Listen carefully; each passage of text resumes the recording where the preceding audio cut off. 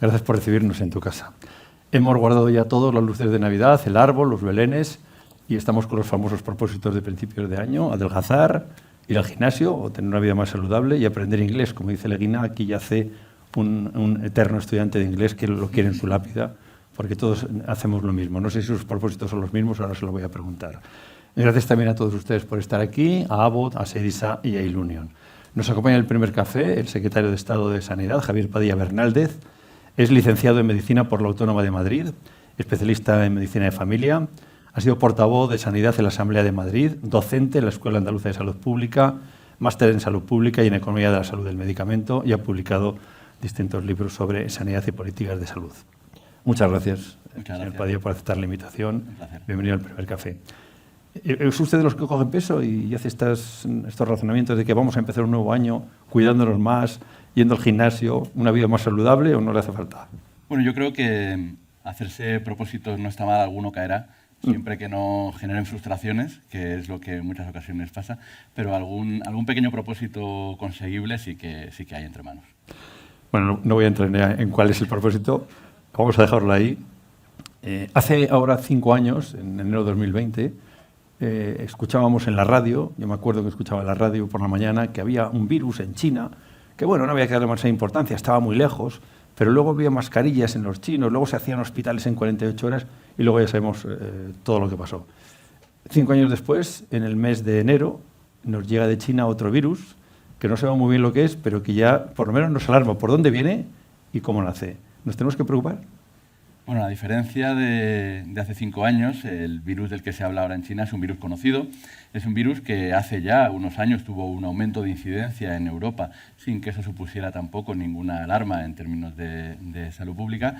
Y yo creo que es normal, digamos, estar más sensibles a la hora de alarmarnos ante ciertas noticias que además cuando llegan en forma de efeméride parece que va a repetirse lo ocurrido. Pero bueno, creo que hay un comunicado de ayer de Organización Mundial de la Salud diciendo que en principio no hay ni siquiera nada que se aleje de las dinámicas esperadas del metaneumovirus en otros años, y de hecho creo que si ahora mismo tuviéramos que mirar alguna situación epidemiológica que nos tuviera que inquietar o que al menos incrementar en términos de vigilancia, control, alerta y prevención, aun sabiendo que el riesgo poblacional es bajo, no estaría en China, estaría en Estados Unidos y estaría relacionado con la gripe aviar. Por cierto, ustedes van a comprar vacunas de la gripe aviar. Hubo una partida que Europa ya consiguió en el mes de junio de este año. 15 países las compraron, España no, pero ahora creo que sí que van a acceder a esas vacunas. Nosotros, cuando hubo que valorar la posibilidad de compra en el Joint Procurement de la Unión Europea en su momento, decidimos la no adquisición porque la evidencia disponible sobre la efectividad en términos de inmunogenicidad, porque no hay casos sobre los cuales testarla, era tremendamente baja. En su momento, de todas formas, ya manifestamos que nos manteníamos dentro del Joint Procurement, que es este procedimiento de compra conjunta a nivel europeo, para adquirir en una situación posterior en la que nos encontramos ahora mismo. Sí que es verdad que en este tiempo ha cambiado la situación epidemiológica y la situación de riesgo, sobre todo en población expuesta a ganado probablemente infectado, especialmente en Estados Unidos, tanto a ganado como a aves. Sin embargo, seguimos sin el elemento fundamental que determina el potencial pandémico, que es la transmisión entre humanos.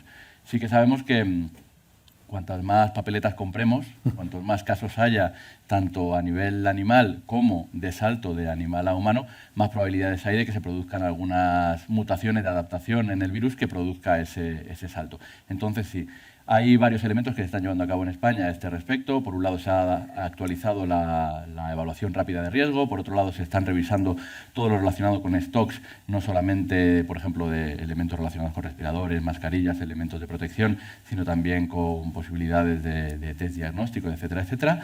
Y se está participando muy activamente a nivel europeo para toda la vigilancia de la respuesta. Ha mencionado un poco lo de las mascarillas, me lleva enseguida al COVID. Y la semana pasada el Congreso de los Estados Unidos hizo un informe que a mí no tengo ni idea, evidentemente, no soy un experto, pero me preocupó muchísimo, porque se decían cosas como que no ha habido base científica para lo que se ha hecho durante la COVID.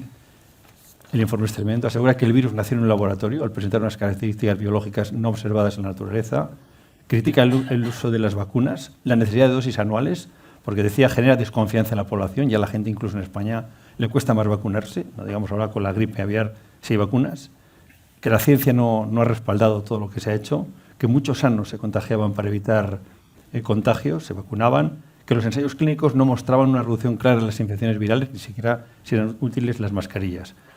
Claro, yo como profano digo, entonces, ¿qué hemos hecho durante estos años? ¿Qué hemos aprendido? ¿Esto es cierto? ¿No es cierto? Ustedes del Ministerio, ¿qué nos cuentan de este informe? Que evidentemente están de acuerdo los dos en la Cámara, republicanos y conservadores. Bueno, nosotros tenemos otro informe. Quiero decir que creo que Estados Unidos no es el único lugar en el que se han intentado hacer algún tipo de evaluación a este respecto, y de hecho aquí se encargó un informe a un grupo, creo que era de 4 o 5 expertos en el ámbito de la salud pública y de las políticas de salud, que se presentó en el Consejo Interterritorial, creo que fue a finales, no sé si fue diciembre, enero de 2023, recién llegamos nosotros al Ministerio, y que posteriormente se hizo público y está publicado en nuestra página web.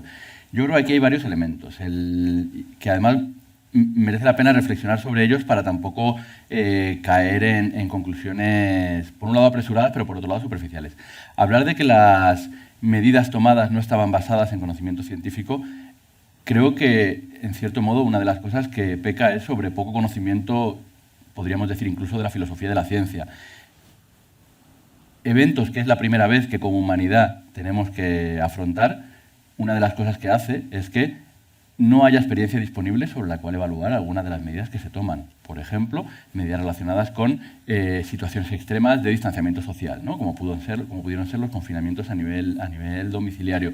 Lo que sí que ocurre es que es evidencia sobre la cual se va construyendo conocimiento científico, conocimiento técnico, y que posteriormente se va matizando. Por ejemplo, sí que sabemos de forma bastante reiterada que los controles aeroportuarios relacionados con inspecciones simplemente de control de temperatura y de autodeclaración de síntomas tienen una efectividad muy baja. Sí que sabemos, y después de esto lo sabemos todavía más, que la capacidad del control de fronteras para frenar la expansión es muy baja, sin embargo, como mucho lo que nos servirá es para poder retrasar la entrada un par de semanas, ¿no? Como se reflejaba recientemente en alguna de las alertas sanitarias que teníamos. Entonces, creo que es importante ser muy conscientes de que el conocimiento científico en el ámbito de la salud pública es un conocimiento que se va generando de forma acumulada sobre realidades que suelen ser distintas a la realidad que estamos afrontando en su momento.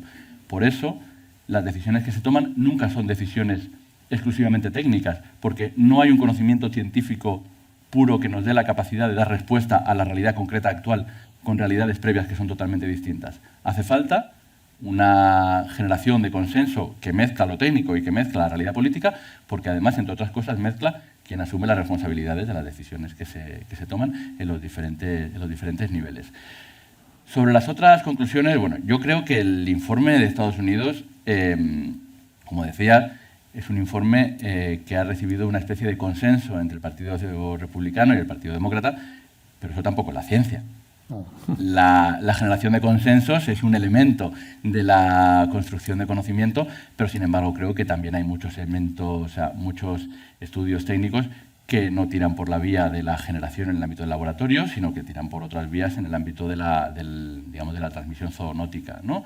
La transmisión zoonótica que si alguien quiere ver un elemento en vida real, una generación de evidencia en vida real sobre lo que supone, ahora mismo no hay más que mirar a las macrogranjas de producción ganadera en Estados Unidos para ver de qué manera salta una enfermedad con potencial pandémico de animales a humanos y de unos animales a otros animales, porque lo que llamamos gripe aviar, por ejemplo, en el estado de California, ya tiene más rebaños de ganado vacuno infectado que aves. Veo que lo tiene muy estudiado, que tiene un informe. Yo me estaba acordando de la famosa comisión de expertos. Usted sí que formó parte de una comisión de expertos en Asturias. Desde el gobierno nos dijeron que había expertos y luego no fue cierto, que hubo expertos. Y hubo que se aprovechó de la situación, usted habla de las mascarillas, para hacer sus negocios. Ahora están llegando a los juzgados, en la política nacional usted lo está viendo, están judicializando muchas de las compras que se dieron en su día. ¿Usted cree que alguien en este país acabará, después de un proceso, cargando con la responsabilidad no política, sino penal, si lo hubiera, por esos tráficos de mascarillas, compras irregulares que se hicieron? Bueno, nos vamos a olvidar y vamos a mirar a otra parte. Bueno, lo primero que quería comentar sobre eso de los expertos, creo que lo que sí que dijo el ministerio anterior en su momento, era que el comité de expertos que estaba constituido para la fase de la desescalada era un comité de expertos que eran expertos técnicos intraministeriales. Y aquí yo sí que quiero hacer una reivindicación de los técnicos que trabajan en el Ministerio. En el Ministerio se encuentran algunos de los mayores expertos que podemos tener en el ámbito de la vigilancia, el control y las alertas sanitarias. Lo que pasa es que son expertos funcionarios, son expertos que han hecho toda su vida laboral al servicio de las instituciones públicas dentro de centros como, por ejemplo, el Centro de Control de Alertas de Emergencias Sanitarias, el CAES, y que, desde luego, son expertos que participan ahora mismo en las negociaciones del Tratado de Pandemias en la Organización Mundial de la Salud, que participan en las sesiones del Centro de Control de Enfermedades a nivel europeo, pero que, sin embargo, cuando parece que los reivindicamos desde dentro, fueran menos expertos que cuando se reivindican desde fuera. Así que yo quiero reivindicar el papel de muchos de los expertos que tenemos a nivel del Ministerio, tanto en políticas de salud pública y de vigilancia, como, por ejemplo, en políticas de medicamentos o en otro ámbito. Dicho lo cual, al respecto de lo que decías, yo no solo lo creo, sino que lo espero. Yo espero que todo aquel que en un momento de pandemia decidiera que era el momento para lucrarse individual, personal, familiar o colectivamente, espero que lo pague. Y espero que lo pague, entre otras cosas, porque si no, lo que estamos sentando es un dudoso precedente para lo que pueda venir posteriormente. Todo aquel que en un momento de tremenda vulnerabilidad en la cual los profesionales sanitarios, yo trabajaba en aquel momento en un centro de salud muy relativamente cerca de aquí, en el centro de salud de Fuencarral, en el barrio de Fuencarral, cuando todos los profesionales ahí lo que estábamos haciendo era ver de qué manera podíamos utilizar las más o menos mascarillas que teníamos, el mayor o menor conocimiento que teníamos sobre los mecanismos de transmisión o sobre los elementos que había para organizar la asistencia. Cuando todos estábamos pensando eso, pensando de qué manera hacíamos para volver a nuestros hogares y no contagiar a nuestras familias, porque muy probablemente pensábamos que ya estaríamos contagiados, quien en esos momentos lo que estaba pensando era en ver de qué manera podía rentabilizar la existencia de una crisis global, desde luego que vaya para adelante. Se me han ocurrido muchas preguntas desde lo que usted estaba diciendo, pero la primera es, en la política sanitaria, en las distintas, digamos, sensibilidades del gobierno, ¿están de acuerdo? Ustedes, que son de un partido, de una coalición de partidos, Sumar, el Partido Socialista, ¿están en la misma línea? Nosotros, en lo que atañe a nuestra cartera ministerial, al Ministerio de Sanidad, he de decir que tenemos una relación notablemente fluida, por otro lado, con otros ministerios, pero muy concretamente con el Grupo Parlamentario Socialista en el Congreso. Nosotros siempre decimos lo mismo, nosotros somos un ministerio del Gobierno de España, nosotros no somos un ministerio de Más Madrid, somos un ministerio del Gobierno de España. Ahora bien, hay elementos en los cuales, como es evidente, somos partidos distintos y cuando, digamos, organizaciones distintas se ponen a hacer una cosa en común, lo que hacen es pactar los consensos e, idealmente, también pactar los disensos, ¿no? Ahí suelo citar siempre un poema de Laura Casielles que dice algo así como: cada vez que no estemos de acuerdo, empecemos mejor por la buena noticia. Hoy aquí 2 personas se han hecho a la vez la misma pregunta. Pues bueno, evidentemente en un gobierno de coalición en ocasiones no se está de acuerdo, pero sí que intentamos hacernos las mismas preguntas, al menos para no desbarrar, por decirlo de alguna manera. Y luego también sabiendo que cada uno tiene que mantener la capacidad de poder posicionarse de manera distinta, haciendo prevalecer sus competencias, pero también dejando claro cuál es su posicionamiento, ¿no? Entiendo que es uno de los temas de gran actualidad y que probablemente vayan por ahí los tiros, pero el caso del mutualismo administrativo, en el ámbito de los funcionarios, es, por ejemplo, un claro caso en ese respecto, ¿no? Antes de Muface, la ministra dijo en su día algo muy criticado, que lo hemos hablado aquí muchas veces con muchos invitados. En la sanidad también hay que aplicar la ideología. Y esto sigue levantando ampollas. ¿Por qué hay que aplicar la ideología en la sanidad? Pues porque la aplicamos absolutamente en todos los ámbitos de nuestra vida. La mayor victoria hay ciertas ideologías concretas que consideran que su mayor victoria es el borrado de la ideología dentro de sus políticas, porque eso de por sí ya está aplicando una ideología concreta. Cuando yo defiendo la universalidad de la asistencia sanitaria, eso tiene un tinte ideológico. Otra cosa es que se pueda llegar por varios lugares. Yo siempre digo lo mismo. Yo defiendo la universalidad de la asistencia sanitaria desde la perspectiva de la justicia social. La justicia social tiene unos anclajes concretos en determinadas ideologías. Ahora bien, creo que la universalidad de la asistencia sanitaria tiene que ser también un elemento transversal porque se puede llegar a ella desde la justicia social, desde la superioridad de la eficiencia de los sistemas sanitarios universales, se puede llegar también desde el hecho de que es un elemento de cohesión social, pero también se puede llegar desde la perspectiva securitaria de la protección del insider, por decirlo de alguna manera, para evitar las posibles externalidades negativas que puedan devenir de excluir a cierta población. Entonces, hay algunos elementos en el ámbito de las políticas sanitarias con capacidad de ser transversales, pero que eso no niega la existencia de ideologías, o sea, de ideología concreta detrás de ese armazón. Yo puedo defender perfectamente la ideología existente detrás de nuestra política farmacéutica. Y eso no quiere decir que no tenga, o sea, que yo lo pueda defender, que pueda generar incluso elementos de consenso con otras fuerzas políticas, no quiere decir que no exista ideología en ello. Creo que el gran error sería dibujarse como un ser inmaculado desde el punto de vista de cuál es el marco teórico del cual bebemos y cuáles son los valores de los cuales bebemos, y ese posicionamiento inmaculado, entre otras cosas, lo que hace es negar la ideología del otro. No. Mi posicionamiento en el ámbito de política sanitaria tiene una ideología. Ahora bien, esa ideología no excluye la capacidad de diálogo, de interlocución y de consensos con otras ideologías distintas que no son compartimentos estancos y que se repelan, sino que en muchas ocasiones se llega a acuerdos. No lo voy a repreguntar, pero lo voy a esparcir en todas las preguntas que hago. Perfecto. El sesgo ideológico si lo hubiera. Por ejemplo, estamos a 8 de enero, hay un problema grave sobre la mesa, lo que menciona usted, Muface, la renovación de ese concierto que afecta a 1,5 millones de funcionarios y familiares. Aderlas, que lleva el 46%, me parece, de ese convenio, ha dicho que se retira. ¿Qué solución prevén ustedes y cuál quisiera usted personalmente? Bueno, como comentábamos antes, cada uno tiene que manifestar sus disensos en el ámbito de sus competencias. La licitación de este contrato es una competencia del Ministerio de Función Pública, pero nosotros siempre hemos dicho lo mismo. La sanidad pública, el Sistema Nacional de Salud, siempre tiene los brazos abiertos para toda la población que tiene derecho a asistencia sanitaria y, muy concretamente, además, para todos los trabajadores que, en el ámbito de su desempeño profesional, trabajan para mejorar lo que es de todos, es decir, los empleados y las empleadas públicos. Ahora bien, este es un claro ejemplo en el cual yo puedo tener un posicionamiento ideológico en el cual piense que lo que es más lógico y de cajón es que un empleado público reciba la asistencia sanitaria en un servicio, en un centro sanitario público, pero es que además, si hacemos un análisis puramente desde el marco de sostenibilidad de los sistemas mutualistas, vamos a llegar a una conclusión bastante común, y es que el sistema actual no es sostenible. No hay absolutamente ningún sistema tipo Beveridge en el mundo que mantenga un régimen de mutualización, de mutualismo administrativo como el que tenemos en España con los funcionarios. Ninguno. Cualquiera que se nos pueda decir, la respuesta que va a tener siempre es la misma. Eso es en un sistema tipo Bismarck, no en un sistema tipo Beveridge, tipo Sistema Nacional de Salud, como el que nosotros tenemos. El sistema de Muface se monta en un momento, años 75, 77, 79, en el cual aquí lo que tenemos es un sistema de base seguridad social, un sistema de base bismarckiana, que cuando transitamos a un sistema tipo Sistema Nacional de Salud, el sistema de mutualismo seguimos alargándolo. Lo que ocurre es que en un momento ese sistema de mutualización de riesgos lo que mutualiza es los riesgos de empleados públicos en general en situación de población activa.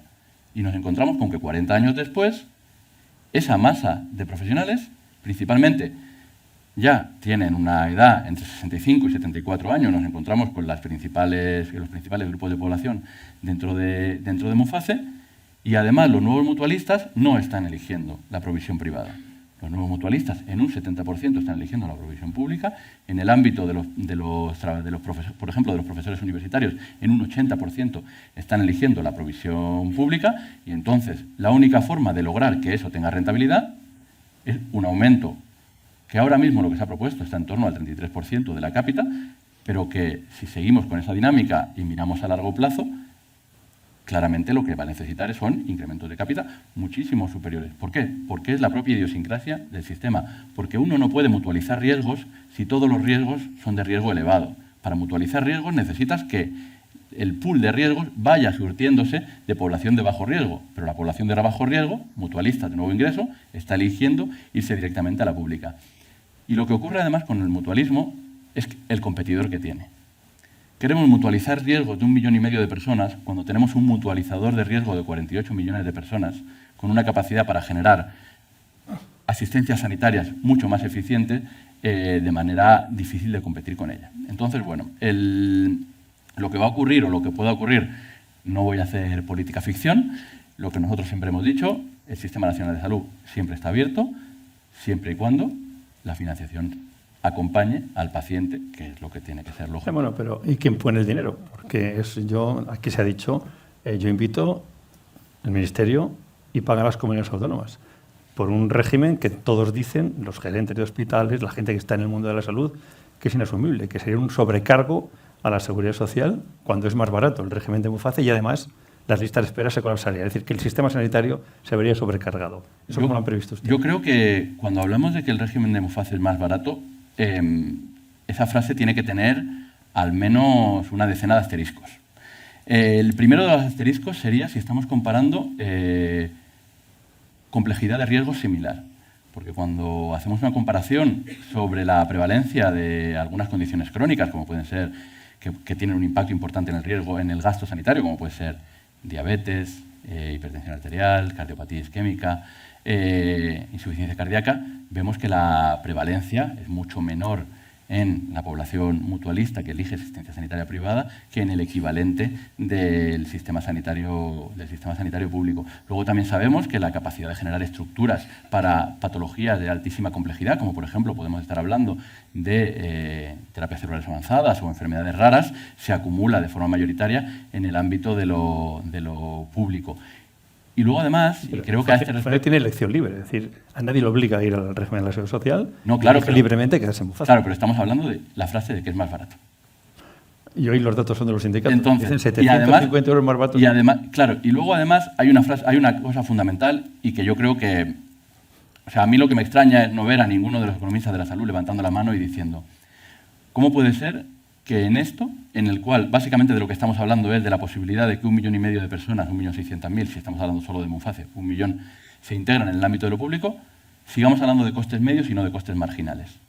El coste marginal de incorporar 1 millón de personas al Sistema Nacional de Salud es muy distinto al coste medio del Sistema Nacional de Salud multiplicado por 1 millón de personas. Esto yo creo que es una noción básica de economía de la salud que debemos tener en cuenta. Al sistema sanitario, incorporar 1 millón de personas no le supone lo mismo que multiplicar el coste medio por 1 millón de personas, porque tiene capacidad de generar una economía de escala de 48 millones de personas que ya tiene aseguradas, en la cual la incorporación de 1 millón es un coste marginal que está muy por debajo de eso. Yo creo que depende de qué comunidad. Habrá comunidades que necesitan mucho Claro, más por eso nosotros, en el informe que se sacó desde el Ministerio de Sanidad, comparaba entre diferentes comunidades autónomas y se veía que el impacto en términos globales del que estamos hablando es 2,1% de la población, en el cual las comunidades, quiero recordar, que era Castilla-La Mancha, Castilla-León y Extremadura, eran las comunidades en términos porcentuales más afectadas, justo con Ceuta y Melilla, las ciudades autónomas. De todas formas, dentro de poco vamos a tener un informe, que es el informe de la AIREF, la Autoridad Independiente de Responsabilidad Fiscal, que va a analizar justamente, en términos de eficiencia, el mutualismo administrativo. Y además, creo que lo va a hacer poniendo deberes, por decirlo de alguna manera. Creo que ya lo hizo en un informe que para nosotros es una referencia total y absoluta, que es el relacionado con el gasto farmacéutico a nivel hospitalario, y esperamos que lo haga también con el mutualismo administrativo. Tengo muchas preguntas, le robaré un pelín más de brevedad porque tengo muchos Lo folios. intentaré, no garantizo nada. Cosas muy concretas y muy directas. El Ministerio ha acusado a las aseguradoras de empujar a los funcionarios que potencialmente podrían resultar más costosos a la sanidad pública. Y desde la sanidad y de los Muface se dice, no, es que elige libremente dónde van. ¿Por qué esta acusación del Ministerio? Porque es un poco un ataque, dicen, al sistema de Muface desde su partido. Dicen, lo que quieren es eliminar definitivamente Muface y están buscando todos los recursos para dejarnos fuera. Vale, el por qué podríamos ponerle cita bibliográfica. Pinilla, González, López Valcárcel, European Journal of Health Economics. Es un estudio que analiza la selección de riesgos en el ámbito del mutualismo administrativo en nuestro país y que dice que existe diferenciación que existe selección de riesgos, especialmente analizando un grupo de enfermedades de alto coste, que son los procesos oncológicos. Analiza cómo se produce un cambio en el momento en el que existe un diagnóstico, se produce un cambio y un trasvase hacia el ámbito del proveedor público, pero además yo creo que hay una cosa muy curiosa y que a mí me parece muy significativa, y es, a la hora de hacer las comparaciones es muy importante qué comparadores elegimos. Entonces, hay una forma de comparar que a mí me parece como muy elegante, además metodológicamente, y es, dentro de la población mutualista, podemos comparar los mutualistas que han elegido sanidad privada, pero muchas veces sobre esos datos es más difícil acceder. Pero tenemos un subgrupo que es equivalente, que es el de mutualistas que han elegido sanidad pública. Y lo podemos comparar con la población general. Entonces vemos que los mutualistas que han elegido sanidad pública tienen menos hipertensión arterial, menos insuficiencia cardíaca, menos diabetes, menos cardiopatía isquémica, pero más cáncer. ¿Qué quiere decir con esto? Pues eso básicamente lo que quiere decir es que el mutualista que elige esa sanidad pública es un mutualista general y además es el mutualista que tiene cáncer, básicamente. Es decir, hay una sobrerepresentación de la población mutualista con cáncer en el ámbito de la sanidad pública que no existe en el ámbito de la sanidad privada. Se muestra en el artículo del European Journal of Health Economics y habrá que ver si también hay alguna referencia a eso en el informe de la IREF. Es una selección de riesgos que tiene dos vías, porque las aseguradoras dicen, nosotros no obligamos a nadie a marcharse. En efecto, entonces, si quieren, si estamos de acuerdo en esto, podemos decir que es una autoselección de riesgos. Y podemos ver cuáles son los determinantes de la autoselección de riesgos. Porque los determinantes de la autoselección de riesgos, uno puede ser reputacional, es decir, cuando se le pregunta a la población en general dónde cree que va a estar mejor atendida una patología de alta complejidad, la población general, esto no es una opinión mía, esto está en todas las encuestas cada vez que se pregunta, la población general sigue diciendo que en el sistema sanitario público. Entonces, eso está ahí, pero luego otra de las cosas puede ser que desde el mutualismo sí que se transmita una menor disponibilidad de servicios sanitarios de alta complejidad de cara a sus mutualistas. Esto ocurre también por la disponibilidad de servicios. Cuando pensamos en mutualistas, cuando pensamos especialmente en MUFACE, en funcionarios, se nos va a la cabeza a los funcionarios de los ministerios, pero el 65% de los mutualistas son profesores. Profesores hay en todos los pueblos y municipios de nuestro país. No hay MUFACE en todos los pueblos y municipios de nuestro país porque la capilaridad del Sistema Nacional de Salud es mucho mayor que la capilaridad del sistema mutualista, como es lógico, porque es imposible generar un sistema con tal capilaridad con 1,6 millones de mutualistas de sanidad privada con respecto a 48 y pico millones de población como es el Sistema Nacional. Los que se quieren ir a una aseguradora a otra hora, porque se desaparece MUFACE, tienen un problema de dinero y de seguros, que no les van a admitir. Ahí les van a obligar sí o sí, oiga, me tengo que ir a la pública porque si no, no me atienden, no tengo dinero o no me van a atender una privada. Es un problema. ¿Qué va a pasar con los funcionarios que están fuera de España? ¿Quién les va a atender?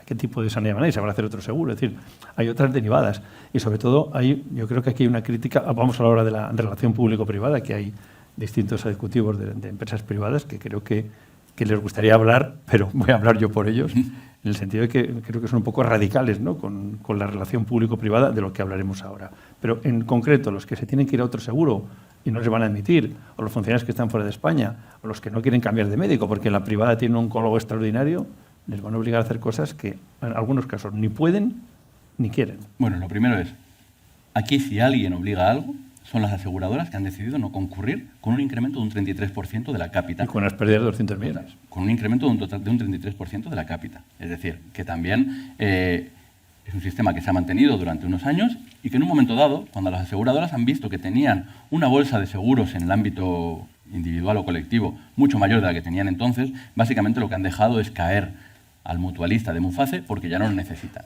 O sea, es una acusación muy seria. El gobierno, no, creo que uno puede mirar cuál es el panorama del aseguramiento sanitario privado en nuestro país, uno puede ver cuál ha sido el crecimiento en los últimos años y cuál es la representación del mutualismo administrativo que elige sanidad privada hace 10 años y cuál es ahora. Y puede ver que la dependencia del mutualismo administrativo que tenían las aseguradoras hace 10 años no es la misma que ahora. Esto es una cosa, digamos, de mirar un poco los números y verlo de forma muy clara. Pero lo que sí que creo que está muy claro es que el Ministerio de Transformación Digital y Función Pública ha realizado una oferta de un incremento de un 33% de la cápita, que está por encima de los crecimientos de los años equivalentes y que además, si miramos el ciclo desde antes de la crisis económica hasta ahora, arrastran unos crecimientos interanuales superiores del incremento de financiación para asistencia sanitaria solamente que se ha propuesto, y son los que han decidido irse. Y nosotros lo que decimos es lo que ya está marcado en la ley. Cuando una aseguradora quiera irse, hay un asegurador que nunca va a dar la espalda a ningún paciente, que es el Sistema Nacional de Salud. Obvio. El Sistema Nacional de Salud siempre va a estar ahí. Lo que pasa es que también tendremos que plantearnos hasta qué punto, con recursos públicos, tenemos que mantener un sistema que sabemos que planteando las prospecciones demográficas a medio y largo plazo, es un sistema que lo que hace es caminar hacia su propia insostenibilidad en términos de mutualización de riesgos. Y eso tenemos que ser muy conscientes. Nosotros lo que planteamos es que si esto tuviera que construirse de cero, sería muy difícil pensar en construir un sistema nacional de salud que a los empleados públicos les dice: tú eres empleado público, pero te vamos a dar la posibilidad de que tengas asistencia sanitaria privada que se va a pagar aparte. Porque además, como todos sabemos, se paga principalmente con impuestos, no solamente con las cotizaciones de las personas de Muface. Entonces, como no se pueden generar pequeños sistemas Bismarck dentro de sistemas Beveridge, como eso es una anomalía que no existe en ningún país del mundo, ya no de Europa, en ningún país del mundo, nosotros lo que decimos es: el Sistema Nacional de Salud siempre va a tener los brazos abiertos. Y si alguien deja caer a esos pacientes, son las aseguradoras que deciden no concurrir. Vamos a dejarlo ahí. Hablaremos hace 3 horas seguidas, pero hay otros muchos temas. Es bueno que la sanidad esté en el consenso político también, ¿no? Hay un Consejo Interterritorial que parece una jaula de grillos. Aquí se han dicho consejeros de Sanidad del PP, lo recalco, que la ministra dinamita el funcionamiento del Consejo con un comportamiento chapucero, falta de rigor, invade competencias de las comunidades, da documentos sin tiempo para analizarlos, toma medidas sin acuerdo previo y gobierna a base de frases y de ocurrencias. Así es imposible consensuar nada Ministerio y Comunidades Autónomas. No es que haya desconfianza, es que no hay ninguna credibilidad de uno a otro. Bueno, yo entiendo que cada cual tiene que hacer la performance para que le saquen un titular, pero si luego vas al Consejo Interterritorial y consigues sacar por consenso todos los puntos del orden del día... Esto es todo mentira. Bueno, eso es un poco, digamos, fanfarria. Esto forma parte de una suerte de performance que hay que hacer para intentar evidenciar o para intentar dibujar un escenario de tremenda confrontación, choque, etcétera, etcétera. Pero miren, yo les propongo hacer un ejercicio. Podemos ir al último Consejo Interterritorial. En el último Consejo Interterritorial creo que había 8 puntos para acuerdos del Consejo Interterritorial con puntos que podían ser potencialmente conflictivos, como la creación de un protocolo para la creación de registro de objetores en la interrupción voluntaria del embarazo, el plan de atención primaria y comunitaria 2025-2027 o algunos otros elementos de ese tipo. Vale. Si entramos a la letra pequeña, tampoco es que eran cosas descabelladas, lo que se decía. El plan de primaria es una cosa elemental, es decir, que se fundamenta en la humanización de la medicina, la atención al paciente, en mejorar la calidad de los profesionales. El plan de objetores, el plan de atención primaria, había 8 puntos de acuerdos. El debate y el disenso estuvo en un punto, que era un punto de información, que era el último punto del orden del día, que lo pasamos al primero para que se pudiera debatir, que fue lo relacionado con un punto de información sobre Muface, y en los 8 puntos de acuerdo hubo total unanimidad para absolutamente todos. Este ministerio ha conseguido saldar las deudas de una década en el equilibrio del FOGA y del Fondo de Cohesión Sanitaria, que se llevaban una década sin saldar y que ya se han saldado durante este acuerdo. Este ministerio es el que ha conseguido que la estrategia de la industria farmacéutica, que tenía que poner de acuerdo a 4 ministerios de diferentes partidos y además interlocutarla... Ahora vamos a la industria farmacéutica de los copagos, que están muy enfadados porque no ha habido consenso. E interlocutarla con diferentes, con 7 asociaciones empresariales de la industria farmacéutica, haya salido adelante esa estrategia de la industria farmacéutica.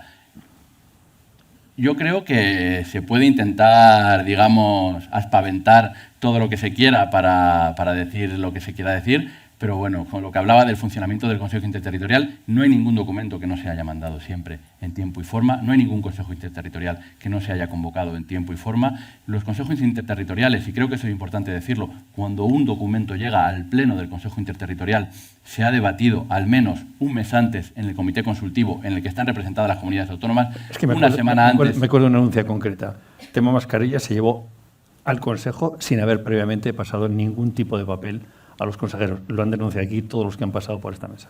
El tema mascarillas... Uno, por ejemplo. No, yo no soy tampoco experto en consejos. El tema mascarillas, que fue además, hoy es día 8, pues creo que la orden de acciones coordinadas se firmó el día 8 de enero del año 2024, bonita efeméride, en un contexto en el cual una de las cosas que pedían los consejeros era actuación rápida, y nosotros lo que hicimos fue plantear la aplicación de digamos, algunos de los protocolos que se habían puesto de acuerdo a lo largo de los meses anteriores en relación con las mascarillas, y se dijo una cosa en ese año. Se dijo, para el año que viene, para que no lleguemos al mes de diciembre y al mes de enero con este contexto de, digamos, tener que plantear qué medidas hacer en función de la situación, vamos a generar, y el Ministerio se comprometió, a elaborar con las comunidades autónomas un documento de acciones para que en función de la evolución de diferentes indicadores, las comunidades autónomas pudieran tomar unas medidas u otras en materia de salud pública y que estuvieran avaladas por haber sido generadas de forma consensuada. ¿Qué ha ocurrido este año? Que ese documento se trabajó entre los técnicos de las comunidades autónomas de todo signo político y cuando llegó al ámbito de que los decisores políticos tuvieran que votarlo, las comunidades autónomas gobernadas por el Partido Popular decidieron bloquearlo. Es decir, en el momento en el que se trabaja un documento de base técnica y se lleva al ámbito del consenso para poder trabajar de forma predecible, consensuada y que no tenga que ser de forma disruptiva en función de la evolución epidemiológica, se bloqueó por esa parte y entonces el Ministerio de Sanidad lo asumió como recomendaciones del Ministerio de Sanidad, lo hizo público, alguna comunidad autónoma dijo que iba a guiarse por esas recomendaciones del Ministerio de Sanidad y afortunadamente digamos que la curva epidémica de las infecciones respiratorias agudas este año de momento es más baja que el año pasado y además va con retraso. Es decir, de forma cariñosa, unos hablan en FM y otros en onda media, por no decir que alguien aquí no se pone de acuerdo o no dice toda la verdad. No digo quién, ¿eh? Bueno, yo creo que nosotros retransmitimos bastante en streaming. A lo mejor más que en FM y en AM, a lo mejor más de lo que deberíamos incluso. Y creo que somos bastante transparentes en el ámbito de nuestras comunicaciones. A ese respecto, si alguien quiere plantear de forma abierta cuáles son esos tremendos disensos que suponen una forma cuasi autoritaria o dictatorial de gobernar el Consejo Interterritorial, un Consejo Interterritorial en el cual no ha habido ninguno... Eso les acusa, como usted sabe. No ha habido ninguno de los puntos que se ha llevado que no se haya aprobado en ese momento o después. De hecho, por ejemplo, algunas de las cosas que estamos llevando a cabo ahora son propuestas que se plantearon en el Consejo Interterritorial y con las que nosotros estábamos de acuerdo, como por ejemplo la elección presencial en el MIR, la eliminación de la nota de corte, son cosas que han surgido en ese seno. Tengo muchas cosas y muy poco tiempo. Más declaraciones de la ministra Mónica García en sede parlamentaria. La privatización sanitaria está vinculada al aumento de mortalidad evitable y con el empeoramiento de la calidad asistencial. Y es duro escuchar esto desde el Ministerio. Bueno, eso es de Kercholi, el Journal de Quality Assessment de los que está asociado a British Medical Journal. Ese es uno de los artículos que compara el exceso de mortalidad relacionado con los incrementos de financiación en función de si el proveedor es un proveedor público o es un proveedor privado, estudiado en un sistema tipo Sistema Nacional de Salud, que es el italiano, y en el que se encontró que los incrementos de financiación, cuando eran para gestión pública directa, sí que se relacionaban con disminuciones de la mortalidad que no ocurría en el ámbito de la gestión privada. Si así explicado levanta menos ampollas, pues bueno, pero es un paper, vamos. Ya, es un paper consonante con los papers en términos generales. Y yo creo que aquí, y me vas a permitir, yo creo que aquí sí que voy a ser muy, muy claro.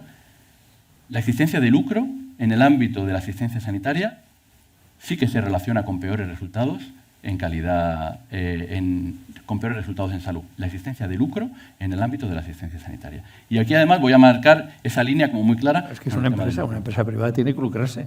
No, tiene que tener al paciente. Hay en el ámbito de la asistencia sanitaria y yo creo... y en el ámbito de la asistencia sanitaria... No estoy equivocado, pero una empresa tiene que dar beneficios al final de año y no va a perder. Bueno, yo... No tendría que cerrar. Cuando yo he estudiado sobre organización de sistemas de salud y política sanitaria, siempre se utiliza una división de 3 bases. Una es provisión pública, otra es provisión privada sin ánimo de lucro y otra es provisión privada con ánimo de lucro. Si la justificación para defender la existencia del ámbito privado en el ámbito sanitario es que la empresa tiene que lucrarse y, sin embargo, la evidencia disponible sí que relaciona el lucro con un empeoramiento de los resultados en salud, entonces la derivada lógica de ese silogismo es decir que la provisión privada con ánimo de lucro no es la opción deseable en el ámbito sanitario porque tiene peores resultados en salud. Le voy a hacer una lectura muy simple de un ciudadano normal. O sea, que si yo voy a la privada me van a atender peor y tengo más posibilidades de morirme en un hospital privado. Es la simplificación absoluta de esa frase. Y la segunda, lo ha mencionado usted, ese dinero que no hay empresas, dicen ustedes, que fondos de inversión buitre que saquen rentabilidad y que por eso hay que limitar la gestión privada dentro del Sistema Nacional de Salud. Y eso me imagino que ¿cómo se puede hacer? Bueno, la gestión privada de la asistencia sanitaria no es un elemento, o sea, no es ley natural. Eso está habilitado en nuestro ordenamiento jurídico. El Sistema Nacional de Salud incluía las dos, públicas y privadas. Está dentro de nuestro ordenamiento jurídico, la Ley 1597, la Ley General de Sanidad y otros elementos normativos que lo habilitan. Pero no es ley natural, es decir, ¿cómo se puede hacer? Entre otras cosas se puede hacer legislando, pero También observando que las diferentes comunidades autónomas, algunas han optado por elementos de gestión privada de la asistencia sanitaria pública y hay otras que no lo han hecho, o al menos no lo han hecho con la misma intensidad. Es decir, no es un elemento consustancial a la gestión sanitaria el hecho de tener, por ejemplo, hospitales públicos de gestión privada con la asistencia, con la gestión, digamos, comprometida en los próximos 30 años y con capital de financiación que tienen que incrementarse el IPC más 2 puntos independientemente de cuál sea el monto total del presupuesto sanitario. Eso no es un elemento de ley natural. Eso claro que puede tener su modificación. Desde nuestro punto de vista, la gestión privada de la asistencia sanitaria no ha demostrado superioridad ni en el ámbito económico ni en el ámbito de los resultados en salud. Y además, lo que sí que ha demostrado es una disminución de nuestra capacidad de control, ¿no? Tenemos aquí a Fernando, que fue viceconsejero en la Comunidad de Madrid. Yo creo que hay un elemento del que se habla poco cuando se habla de privatización y que para mí sí que debería suponer una línea roja, sin lugar a dudas, y es la privatización del control. En la Comunidad de Madrid, por ejemplo, se externalizó la auditoría de las concesiones privadas de prestación de servicio público. Poner a la empresa privada a auditar y controlar la gestión que otra empresa privada hace de la asistencia pública me parece que es uno de esos elementos que no puede ser posible. Y creo que eso, desde luego, tiene que tener una limitación en nuestro marco legislativo. Limitación que ya existió en su momento, limitación que creo que hay que volver a restituir. Ha mencionado muchas cosas en las que nos podríamos detener en casi todas, pero voy a dar un paso adelante. La privada es fundamental en el sistema sanitario español, porque si no sería imposible. Son 12 millones de pacientes, con lo cual, si todos se fueran como en fase al sistema público, se colapsaría. Es decir, parece obligada la convivencia de la concertación, que el gobierno tampoco es muy partidario de los conciertos. Yo no entiendo muy bien por qué, porque el sistema funciona bien así. Vivimos en una especie de paradoja en la cual todo el rato se pone en relieve los déficits del sistema, pero en cuanto se quiere tocar algo del sistema decimos que es que el sistema funciona y mejor no lo toquemos, ¿no? Yo lo que creo es que lo que no podemos hacer es seguir destinando una cantidad ingente de dinero a evitar el redimensionamiento del sistema sanitario que sea acorde a las necesidades de la población. Veíamos recientemente, en el último informe que hemos publicado sobre nuestro sistema de información de atención especializada, cuál había sido la evolución de las consultas externas en la última década. Y vemos cómo las consultas externas de provisión del Sistema Nacional de Salud se han mantenido casi estables en los últimos años y, sin embargo, el aumento viene a expensas del ámbito privado. Yo lo que creo es que, como gestor en el ámbito de lo público, tengo que intentar garantizar que el Sistema Nacional de Salud esté dimensionado para las necesidades que tiene la población en términos generales. Nosotros lo que defendemos, y de hecho, en cierto modo, en la propuesta de ley de equidad que quedó parada en el Congreso en la legislatura anterior, lo que se decía era que las empresas que no tienen fines lucrativos en el ámbito de los conciertos sí que tengan una prioridad de forma muy clara y que las que tengan fines lucrativos al menos haya que justificar ciertas cosas. Por ejemplo, ¿cómo puede ser que un proveedor público, ante la existencia de una cantidad determinada de demanda que además es creciente, año tras año emita el mismo concierto creciente en vez de dimensionar su capacidad de provisión? Esto básicamente es porque lo que está haciendo es, externalizar su capacidad de crecimiento por completo, en vez de, decir, para la existencia de un crecimiento coyuntural sí que hago un concierto con lo privado, pero yo, mi provisión pública, tengo que tener capacidad al menos de ajustarme a la demanda. Ese ajuste a la demanda se ha desvinculado en muchas comunidades autónomas y en los últimos años, y solo se crece a base y a expensas de provisión en el ámbito privado. Me encantaría tener horas porque yo como paciente me da igual que me atiendan en la privada o en la pública, que me atiendan lo antes posible si tengo un problema, que es una cosa que parece racional de una persona, de un ciudadano normal que tiene una enfermedad. A mí me da igual que me opere un buen cirujano en la privada y que me opere en la pública. Si hay un concierto y me operan 2 meses antes, yo digo, yo me voy a la privada porque así mi problema me lo solucionan antes. Yo creo que es una realidad también. Claro, pero como ciudadano concreto... También puede haber que la pública puede hacer grandes operaciones utilizando sus grandes medios, igual se pueden derivar a la privada operaciones, el juanete no tiene mayor importancia, es decir, igual hay que hacer racional, pero la privada es algo consustancial. O sea, ¿usted cree sería posible prescindir de los conciertos? Pues ahora mismo, por supuesto que no. Pero es su idea, que más adelante. O sea, yo lo que creo es que el sistema tiene que tener capacidad para la demanda estructural, prestarla estructuralmente con servicios propios. Y los incrementos de demanda, hasta que no tengan la capacidad como para generar y justificar incrementos de capacidad, sí que tengan que poder proveerse mediante conciertos, por supuesto.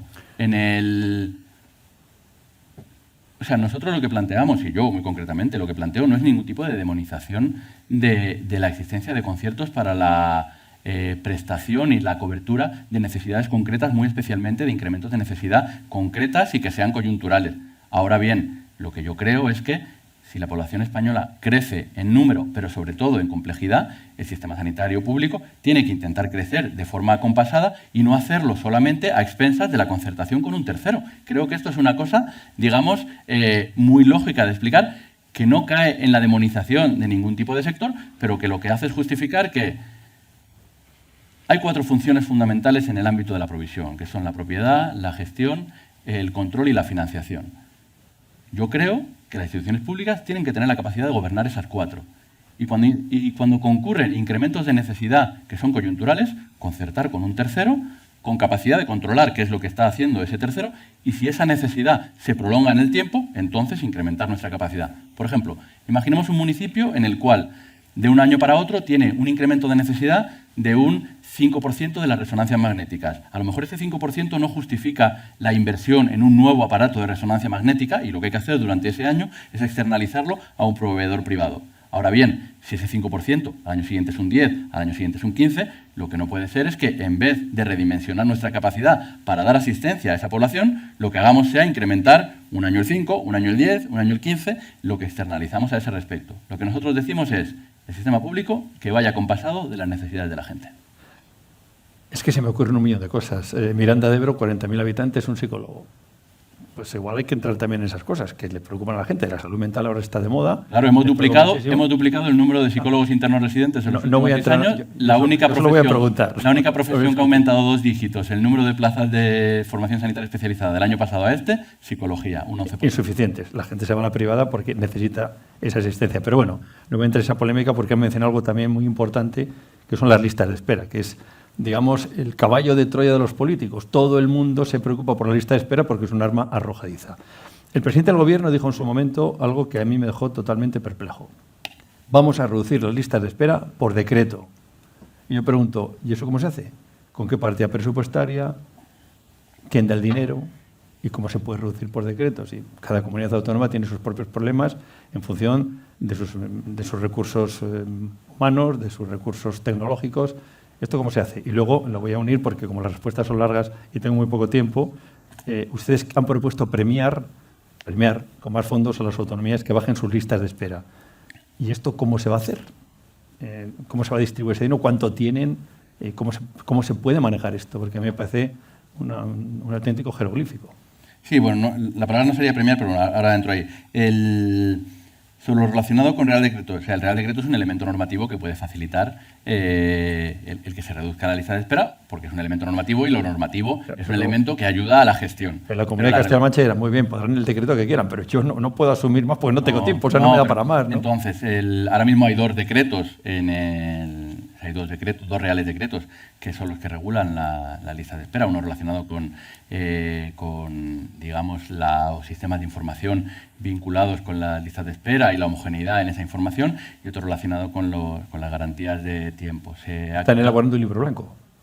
No, eso es un real decreto. Pero van a elaborar un libro blanco donde supuestamente todo esto... Sí, yo soy un poco enemigo de la palabra libro blanco porque el libro blanco suena... Así, ¿no? Sí, lo que pasa es que libro blanco suena mucho a meterlo en cajón. Bueno, ¿no? Son como 2 palabras que van juntas. Libro blanco y meterlo en cajón. Es que, claro, ¿te quieres la competencia de esto, de las comunidades autónomas? ¿Si me dejas? Sí, por supuesto. Elaboro la respuesta. Intento hacerla corta. Entonces, se ha creado un grupo de trabajo conjuntamente con las comunidades autónomas, un grupo de trabajo que va encaminado a la modificación de los reales decretos de nivel estatal vinculado con la lista de espera, y luego, además, se va a generar dentro de ese seno una revisión sobre sobre una especie de catálogo de buenas prácticas en gestión de listas de espera, que nuestra idea es que eso pueda vincularse con con el cumplimiento de esas buenas prácticas, con la financiación para ello. Esto no es premiar, esto es establecer una financiación con una cierta condicionalidad. Pero esto es una cosa que ya hemos visto, por ejemplo, en el ámbito farmacéutico.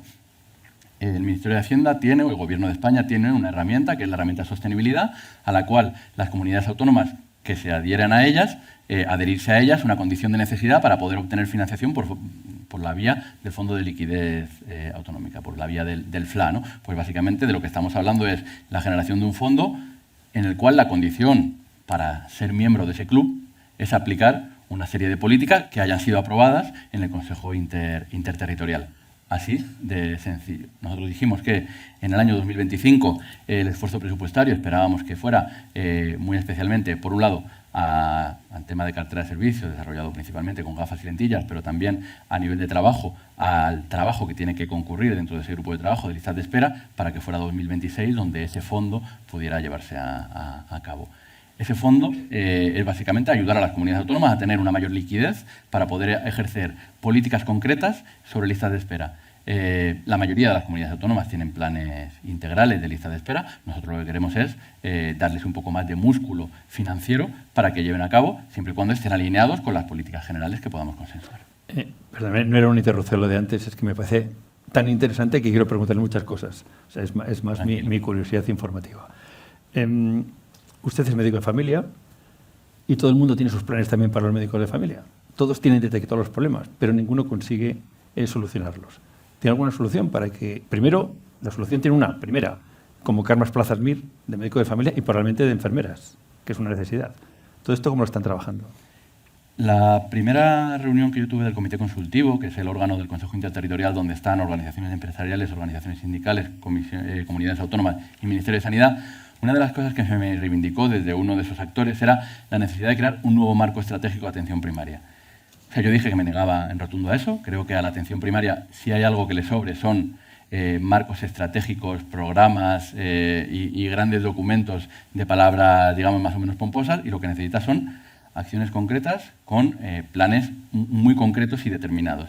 En el plan de atención primaria, en el que hemos aprobado recientemente, una de las cosas que tiene son acciones muy concretas que van a ser evaluables de forma muy clara. Para nosotros, poder avanzar en ese camino es un elemento fundamental. Hablaba de un médico de familia y de las enfermeras de familia. Para mí aquí, en las enfermeras de familia, es donde radica uno de los elementos clave para saber qué va a ser la atención primaria en los próximos años. En el plan anterior de atención primaria, una de las acciones que había era la de crear la categoría de enfermería familiar y comunitaria. Creo que todas las comunidades menos una la tienen creada a día de hoy. Y en el próximo plan ya avanzamos no solo en la creación de la categoría, sino en reconocimiento específico de plazas en las ofertas públicas de empleo, bolsas específicas de enfermería familiar y comunitaria. No es entendible que formemos todos los años enfermeras especialistas en enfermería familiar y comunitaria y en el momento en el que terminan se tengan que ir a los hospitales porque las plazas no tienen, o sea, las comunidades autónomas no tienen la capacidad para perfilar de forma específica esos puestos de atención primaria para las enfermeras que son especialistas. Nadie entendería que tuviéramos un cardiólogo y de repente, en cuanto terminara, nos lo mandáramos a hacer neumología. Pues no. Entonces, tenemos enfermeras especialistas en enfermería familiar y comunitaria que se tienen que ir de atención primaria. Ese es uno de los elementos fundamentales. El incremento de plazas, se ha producido un incremento de plazas en el ámbito de la medicina familiar y comunitaria muy notable en los últimos 6 años. En el 5 de febrero tuvimos un monográfico de atención primaria con las comunidades autónomas. Ahí las comunidades autónomas pidieron una revisión de los criterios de acreditación para poder acreditar más plazas. Esa revisión de los criterios de acreditación se aprobó, creo que en el mes de septiembre, en la Comisión de Recursos Humanos, o en el mes de junio, y esos criterios ya están vigentes. Las comunidades autónomas ya tienen que tener la capacidad para poder pedir un mayor número de plazas. Pero la acreditación, o sea, la disponibilidad de esas plazas depende de la oferta de las comunidades autónomas. Tengo un millón de cosas. Ley del medicamento, prescripción enfermera. Más polémicas, brevemente. La ministra sugería las autobajas laborales de 3 días. Toda la vida diciéndonos que hay que consultar al médico antes de ir a la farmacia y ahora resulta que nos podemos dar la baja. ¿Cómo ha quedado eso? Eso y lo otro, las bajas flexibles que propone el Ministerio para que los trabajadores puedan incorporarse de forma voluntaria. Son dos Ministerio cuestiones. de Seguridad Social. Bueno, pero a ustedes les afecta porque no lo van a hacer nada sin ustedes, obviamente. Pero no, lo digo porque o sea, que eso no es una propuesta nuestra, eso es una propuesta que sale de un grupo de trabajo de incapacidad temporal que está trabajando en el Ministerio de Seguridad Social. Tenemos muy buena interlocución con el Ministerio de Seguridad Social, pero nosotros no estamos sentados en esa mesa. Algo habrán aconsejado, si no tiene sentido. De momento. Sobre cuál de todas. Ley de garantías, autojustificante. La que quiera, porque me queda hablar de la farmacia y tengo 5 minutos. Bueno, pues la declaración responsable de las ausencias laborales de baja duración. Bueno, básicamente yo creo que es que esa idea de que antes de ir a cualquier lado tienes que ir al médico, bueno, es una cosa que afortunadamente el marco de automedicación responsable es un marco que se va trabajando con la población, el marco de autocuidado es un marco que se va trabajando con la población y sobre todo hay ejemplos concretos en los cuales el médico en atención primaria en ocasiones lo único que hacemos para muchos pacientes es una cosa que no deberíamos estar haciendo. Pongo un ejemplo. Mujer de 50 años con migraña de forma repetida, que se levanta un día con una migraña tremenda, lo primero que hace es tomarse su triptán, lo segundo que hace es llamar a su empresa para decir hoy no voy a ir a trabajar y lo tercero que hace es pedir cita en el médico para que le dé el justificante. Cuando llega al médico, lo único que le dice es yo ya me he tratado, yo sé cómo manejar esto perfectamente, pero necesito que me justifiques que hace 8 horas, en el mejor de los casos de que tenga cita para ese día, estaba mala. ¿Cuál es el valor que aporta ahí el médico? Absolutamente ninguno. Bueno, en un país de picaresca donde hay 1.200.000 Ya, pero las empresas... absentismo laboral al día, no está mal, ¿eh? ¿Portugal es más o menos pícara que España? España es el país de la picaresca. Cervantes lo demostró. Yo creo que estas explicaciones culturalistas que lo que hacen es denigrar el comportamiento de nuestros trabajadores y trabajadoras... Dios me libre. No, yo no he hecho eso.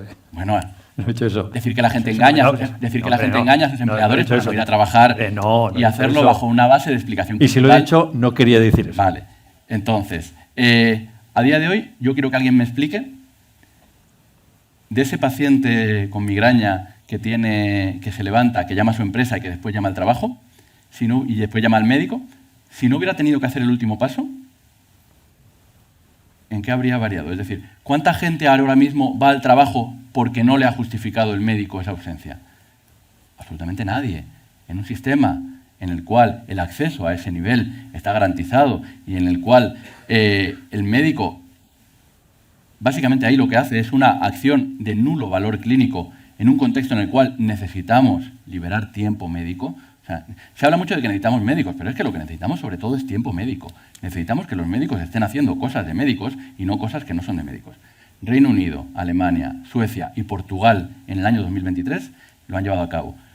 Nos hemos reunido con Portugal porque nos parece que es el ejemplo más similar y más exportable. Hemos tenido reuniones en las cuales han estado ámbito empresarial, ámbito sindical, ámbito de sociedades profesionales y ahora mismo estamos ya trabajando en la propuesta concreta con los ministerios implicados. Sobre las bajas flexibles, que desde luego a mí me parece un nombre, digamos, muy mejorable y que creo, y además me consta, que en el ministerio competente a ese respecto, que es Seguridad Social, están trabajando también justamente en otro marco. De lo que estamos hablando es de la posibilidad de incorporación progresiva en contextos concretos tras bajas de larga duración. Creo que aquí hay dos ejemplos que son muy claros y que además parten de la necesidad sentida de ciertos colectivos, no del gobierno. Pacientes oncológicos de larga duración o pacientes con algún trastorno de salud mental, algún episodio de larga duración que ha necesitado una incapacidad temporal de larga duración, en la cual, en la situación actual, es o todo o nada. Tú pasas de no trabajar a trabajar un 100%. La existencia de un marco normativo que permita una incorporación que sea progresiva, una incorporación que sea cuidadora, porque básicamente no puede depender esto de que tú tengas un entorno empresarial en el cual te lo faciliten, que eso es maravilloso, que eso es perfecto, que si tú has estado con una depresión mayor durante 9 meses en tu casa y resulta que cuando te vas a incorporar tu jefe te dice mira, creo que es mejor que durante un par de semanas vengas un par de días o vengas unas horas cada día y posteriormente vayas haciendo el rodaje, perfecto. Pero eso tiene que ser un derecho, no tiene que ser una cosa a la que acceder solamente en función de la existencia de una mayor o menor, digamos, afabilidad. Y eso es lo que están negociándose por parte del Ministerio de Seguridad Social, con el cual tenemos muy buena interlocución, pero esto es una competencia. Déjame 3 cosas nada más. Quiero hablar de la industria farmacéutica, pero antes es que he hablado de los médicos. Los médicos que el 35% son interinos, encadenan un contrato tras otro. Las guardias de 24 horas, creo que tiene ahí alguna iniciativa que es interesante.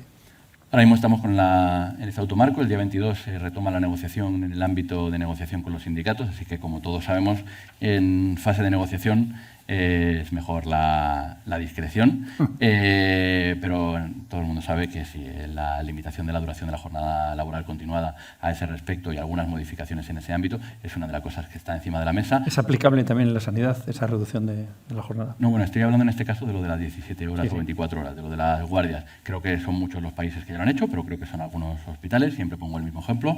La Comunidad de Madrid, Hospital Infanta Leonor, ahí no en servicio de urgencias, no realiza turnos de 24 horas. No solo no realiza turnos de 24 horas, sino que el modelo organizativo que han conseguido hace que haya gente que quiera irse a trabajar allí porque justamente han conseguido una forma de organización que es positiva a ese respecto. Hay otros hospitales en el conjunto de España y a nivel europeo. Creo que las guardias de 24 horas son negativas para los profesionales porque perjudica su salud, pero principalmente para los pacientes porque son un problema de seguridad del paciente, ¿no?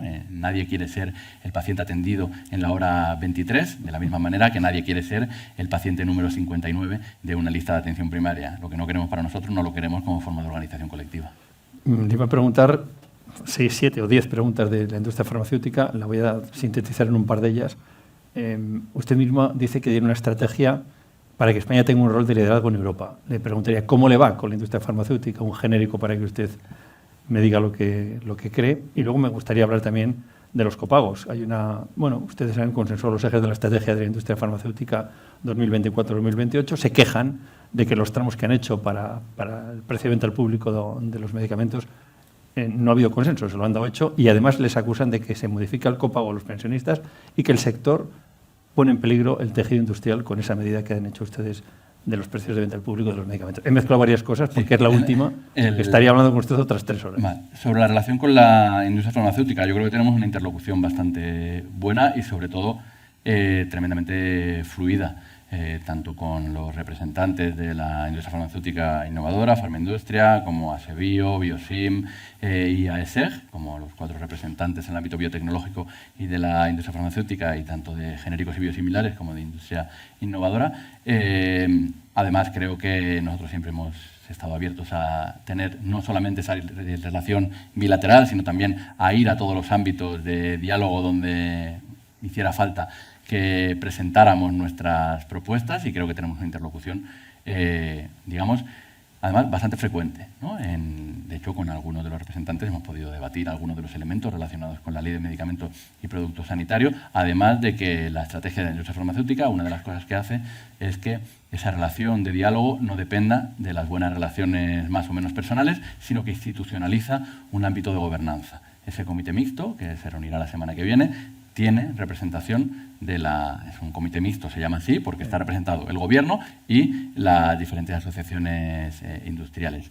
Sobre copago, creo que por un lado estábamos mezclando copago, pero también sistema de precio de referencia y sistema de precio seleccionado. La modificación propuesta en un borrador, y esto quiero insistir, en un borrador que fue filtrado a prensa, no por nuestra parte, es un borrador de trabajo que tiene que pasar por diferentes órganos antes de pasar a audiencia pública, que entonces será cuando se puedan hacer alegaciones y después será el texto completo, es decir, es un texto al cual para tener la versión final le falta todavía un largo camino por andar. Básicamente de lo que hablábamos era de una reordenación del copago en el cual básicamente transferir de las aportaciones de las rentas más altas para disminuir las aportaciones de las rentas más bajas. En términos generales supondría, creo que es un ahorro a la población general de unos 133 millones de euros en los cálculos que tenemos hechos, de los cuales la totalidad se concentra en las rentas más bajas. En términos globales podemos decir que el 50% de la población vería reducida su aportación farmacéutica, el 60% la vería reducida, el 30% la vería mantenida igual, y en el 10% de renta más alta hay un 7% que tendría un pequeño aumento y el 3% de renta más alta sí que tendría mayor. Sabiendo ¿Qué les dicen que peligra el tejido industrial con estas medidas que han tomado ustedes?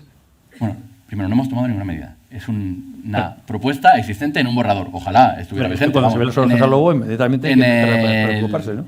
Yo entiendo que se refieren al sistema de precio seleccionado, en el cual básicamente lo que creemos es que uno de los mandatos que tenemos por parte de la Comisión Europea en el Plan de Recuperación, Transformación y Resiliencia es la introducción de mayor competitividad en el ámbito de la dispensación farmacéutica cuando concurren en la fase ya de competencia, no en la fase de protección.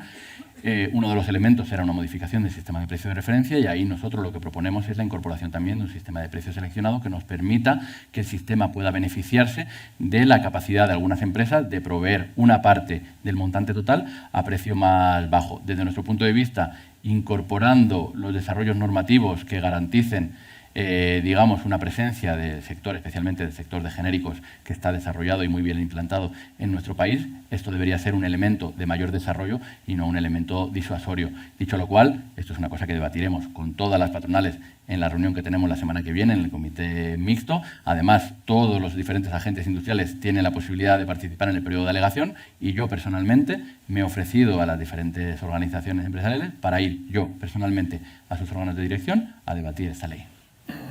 Tengo que invitarle otra vez porque me quedo a medias. Falta. Por cierto, voy a hacerle una crítica. He hablado con distintas empresas farmacéuticas y me dicen que usted es muy agradable, que le recibe, pero que luego no les hace mucho caso. Bueno, yo creo que a mí lo que tengo el compromiso total y absoluto es de, digamos, de diálogo, no de obediencia. Yo a quien tengo que responder es ante el conjunto de la sociedad y ante el, digamos, el sistema sanitario en su conjunto. Yo lo que sí que creo es que las medidas que están plasmadas en la estrategia de la industria farmacéutica son medidas que no son de suma cero, sino que son de suma positiva para todos los actores que participan. Esta es la última. El Real Decreto de Evaluación de Técnicas Sanitarias, por el que las farmacéuticas tendrían la obligación de hacer público los costes de producción de los medicamentos. Farmaindustria ha pedido ya la eliminación de este capítulo. ¿Lo van a eliminar o lo van a mantener?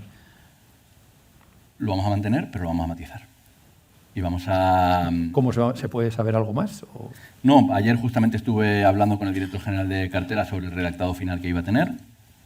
Saldrá próximamente hacia Consejo de Estado y en este primer trimestre esperemos que esté aprobado. Sí que vamos a matizarlo principalmente porque como estamos trabajando ya en el Real Decreto de Precio y Financiación, consideramos que es una parte que va a tener que tener también un desarrollo importante en el otro apartado. Hay una parte que sí que queremos que hiciera renunciable, que es la relacionada con que se diga la procedencia pública, o sea, pública o sin ánimo de lucro o privada de los fondos que se reciben para el desarrollo. Esa es una cosa que además en otros países está implantada y que es una cosa que debería ser pública, y sí que vamos a matizar como cuáles son esos elementos de, digamos, de información a ese respecto, sabiendo además que posteriormente facilitaremos los procedimientos para que eso se pueda hacer de una forma que aporte valor al procedimiento de evaluación y que no suponga una rémora en el procedimiento de, digamos, de aportación de información por parte de la industria. Me quedan 6 folios de preguntas, no vamos aquí a seguir, no podemos, pero le invito ya dentro de unos meses, si le parece, a que charlemos de todo lo que se nos queda en el tintero. Nosotros solemos hacer aquí un regalo a nuestros invitados, que es Luis del Valle, ido tomando nota de nuestra conversación, y le va a hacer un retrato de lo que ha visto, si le parece. Pues querido Luis. Buenos días. De nuestro invitado, leí hace tiempo una frase suya que me pareció inteligente. Nuestro reto es conseguir que fumar no vuelva a ser sexy. Comparto su certero punto de vista, porque cuando dejé de fumar en el siglo pasado, me costó casi tanto como dejar de usar la tarjeta de crédito. Y la adicción más peligrosa fue precisamente la estética, la seguridad que te daba tener un cigarrillo entre los dedos, como si fueras un actor de cine en blanco y negro, donde parece que era obligatorio fumar cuando se filmaba cualquier escena. Esa perspicacia para diagnosticar indica inteligencia, como hemos podido advertir a lo largo de la entrevista. Además de inteligente, se nota que es una persona a la que no le agobian los prejuicios y se denuncia enseguida en sus camisas llamativas, a las que no les hace sombra nunca una corbata. En eso el retratista se identifica como colega con el retratado, aunque por motivos puede que diferentes. Presumo que en su caso se debe a una protesta indumentaria contra las formalidades burguesas, mientras que en el mío la motivación fue evitar por todos los medios que mis hijos me regalaran una horrible corbata el Día del Padre. Es precavido en la captación de los detalles, y prueba de ello es que desde el principio ha esgrimido un bolígrafo y una libreta para tomar notas, así como su larga experiencia en las reuniones políticas, gubernamentales y mestizas. Su biografía política se encuadra en la izquierda, pero hoy nos hemos enterado de que es una persona de izquierdas muy completa, porque también es zurdo. Complemento que ni el más aguerrido de los comunistas puede ostentar, salvo excepciones como nuestro invitado. Y hablo de política porque el invitado no rehúye su ideología y la ha explicado desde el principio de una forma clara y con la experiencia de la costumbre.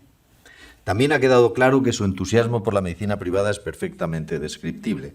De todas formas, si es cierto que la medicina privada por el lucro tiene más mortalidad, creo que los talleres de reparación de automóviles, que trabajan como cualquier empresa con ánimo de lucro, quizá deberían nacionalizarse para evitar más accidentes mortales.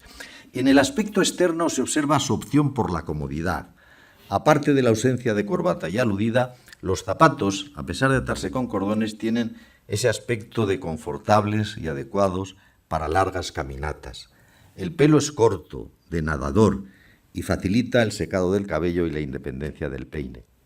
Resumiría que lo más relevante es su inteligencia y su claridad expositiva. Y confieso que a pesar de que servidor, pese a ser usuario tanto de la sanidad privada como de la pública, me consta que nuestro invitado sabe que no fui acompañado de la policía para presionarme con un contrato de sanidad privada. Y aunque no soy zurdo, confiaría en él como médico de familia. Creo que es el mejor elogio con el que podría concluir. Sin duda.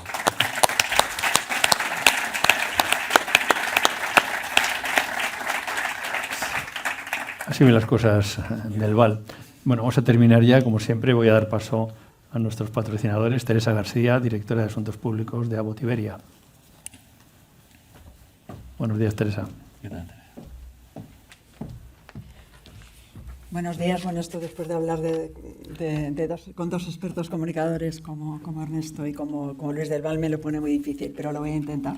Buenos días. En nombre de Abbott, gracias Ernesto, gracias a Medicina Responsable por la oportunidad de estar aquí en esta nueva edición 2025 del Primer Café y al Secretario General por compartir las claves de la estrategia del Ministerio de Sanidad. Un especial saludo para los presidentes de ANTE y de SEDISA que están por aquí y también para autoridades y profesionales sanitarios que nos acompañan. Por supuesto, para los compañeros de la industria a quien he podido saludar antes. Felicidades a Ilunion por el 10º aniversario. Creo que hacen una labor estupenda e ingente. Para aquellos que nos conozcan menos, me gustaría primero brevemente presentar nuestra compañía. Abbott, como una multinacional del sector salud en el ámbito de la tecnología sanitaria desde hace más de 135 años y que ofrece soluciones médicas para conseguir mejorar la salud de las personas en todas las etapas de la vida y en diferentes áreas terapéuticas y patologías, como son, por ejemplo, el diagnóstico de laboratorio, tanto a nivel centralizado de hospital como a nivel de point of care, lo que se conoce como pie de paciente, sobre todo en el ámbito de primaria, el área cardiovascular, la neuromodulación para Parkinson y dolor, la nutrición y la diabetes. En definitiva, ofrecemos innovaciones que mejoran el acceso para todos los pacientes y además de forma que sea asequible para el sistema de salud. Esto es así porque la sostenibilidad es un elemento clave de Abbott en los planes de investigación y gestión, tal y como muestra nuestro último Plan Global de Sostenibilidad presentado para el 2030. Este representa nuestro compromiso de avanzar en múltiples frentes, dentro y fuera de la compañía. ¿Y cómo lo hacemos? Pues una de las formas es innovando a favor de la accesibilidad y ofreciendo precios asequibles para ayudar a que más personas en todo el mundo obtengan la atención médica que necesitan. También creando una cadena global de suministros diversa y socialmente responsable. Conectando datos, tecnología y atención sanitaria con responsabilidad. Queremos ser un líder confiable de la Administración en la recogida, en el uso, en la gestión y en la privacidad de los datos de forma segura y responsable. Y protegiendo el medio ambiente. Trabajamos para reducir las emisiones de nuestras propias operaciones, también con nuestros proveedores. Y esta es la forma que tiene Abbott de trabajar en todas las líneas de soluciones médicas que tenemos y quisiera ponerles algún ejemplo centrándome en el ámbito de las personas con diabetes, por la importancia y la carga que tiene esta enfermedad dentro del sistema de salud. De hecho, se hablaba, si no me equivoco, hace unos días aquí con un experto también sobre la diabetes y se definía como una enfermedad crónica que ya afecta a más de 500 millones de personas en todo el mundo y el porcentaje de personas sin tratar podría llegar a superar el 50% de la población global. La tecnología actual de Abbott con los sistemas flash de monitorización continua de la glucosa, cuya medición es minuto a minuto, ha supuesto un cambio de paradigma no solamente para el propio paciente, para una mayor y un mejor control control de su enfermedad, sino también para el profesional sanitario que le cuida, porque le permite optimizar los recursos y dedicarse a lo que realmente tiene que hacer, que es cuidar al paciente. La sostenibilidad está presente, como he dicho antes, por ejemplo, en nuestro sistema denominado Home Delivery, que es entregar los sensores en la casa del paciente, lo cual, aparte de beneficiar a nivel de eliminar carga asistencial, contribuye a disminuir la huella de carbono, siendo esto un modelo de éxito que están aplicando muchas comunidades autónomas. Y también la integración de datos en la historia clínica se consigue con la digitalización y ello facilita lo que podemos denominar la consulta inteligente y que al final la gestión es mucho más eficiente. Para terminar, por eso les comentaba y les hablaba antes de la importancia que tiene para nuestra compañía el ofrecer innovaciones que mejoren el acceso, pero siempre de forma asequible para nuestro sistema de salud, porque creemos de verdad que un futuro sostenible comienza con la salud. Muchas gracias y gracias a Medicina Responsable. Gracias, Teresa. Bueno, y como es habitual, va a cerrar el acto Pepe Soto, presidente de SEDISA. Enhorabuena porque acabas de ser reelegido presidente de SEDISA. Muy buenas, Ernesto. Muy buenas, doctor Padilla, don Javier. Muy buenas a todos. Es un placer aceptar otra vez la invitación para que cierre. Ahora que me suele avisar, Ernesto, solo un minuto. Porque dice, si te dejo, Está a punto de decírtelo. si te dejo en un minuto, quizás. Estimado secretario, admirado en muchos campos que ha elogiado el doctor Del Val, doctor en experiencias de la vida y doctor en ciencia. Nosotros somos ahora ya más de 3.000 directivos asociados en España. Acabamos de crear, por ejemplo, una red latinoamericana, ibero-latinoamericana, como ellos dicen, se llama LILAS, Liga Ibero-Latinoamericana de Salud, para intercambiar experiencias, trabajar juntos en mejorar nuestras propias prestaciones como directivos. Formamos parte también de la Organización Europea de Directivos de Salud, formamos parte también y estamos en el comité científico de la Federación Internacional Hospitalaria Mundial. Y en España estamos para ayudar a todos los profesionales, a todos elementos estructurales y elementos variables, diríamos, es decir, a que las prestaciones sanitarias mejoren y, por tanto, supuestamente mejore el estado de salud de la población, en lo que le toca como determinante de la salud. Claro. Y en esas estamos. Y nosotros creemos que tenemos la responsabilidad de formarnos como directivos cada vez con más expertise para ofrecer esta expertise a los diferentes hospitales, redes hospitalarias, públicas, privadas, porque nosotros creemos que esa es nuestra responsabilidad como directivos. No podemos dedicarnos únicamente a lanzar discursos, criticar, sino a hacer operativas las ideas que vayamos comprobando que son beneficiosas para la mejora del sistema sanitario español. Y en eso estamos, y pedimos al Ministerio que nos eche una mano en un campo en el que ya estuvimos trabajando juntos en la anterior legislatura, que es el campo de la acreditación de la formación a los directivos. Teníamos ya unos grupos trabajando que se interrumpieron por el momento político con elecciones generales y con elecciones autonómicas. Y nosotros le pedimos a usted, don Javier, que dé un nuevo impulso al Ministerio para continuar los trabajos que entonces conseguimos trabajar junto al Ministerio, junto a 3 escuelas de negocios de énfasis, junto a las comunidades autónomas, que estaban, creo que todas, y junto al Congreso de los Diputados, a través de de la Comisión de Salud.